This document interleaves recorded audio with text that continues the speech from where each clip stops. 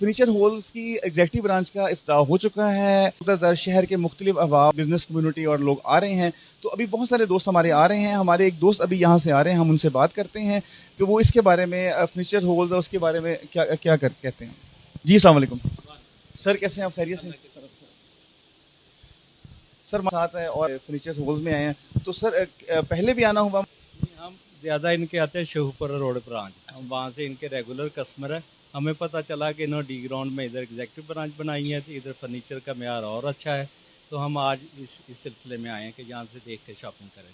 अच्छा सर, ये तो बड़ा अच्छा बात है कि आप इनके एक रेगुलर कस्टमर है। जो इनकी पहली ब्रांच है शेखुपुरा रोड पे मिसाकुल मॉल के साथ, आप वक्त कंटिन्यू आ रहे हैं और यहाँ आपका पहला विजिट है। पहला विजिट है, इधर हमारा पहला विजिट है। अच्छा सर, जो आप वहाँ से प्रोडक्ट लेते रहे या आपकी फैमिली है वो, तो सर वो प्रोडक्ट कैसी थी और कस्टमर फीडबैक या आपकी बात उसमें इनका कस्टमर सेल एंड सर्विस वो कैसा था उसमें?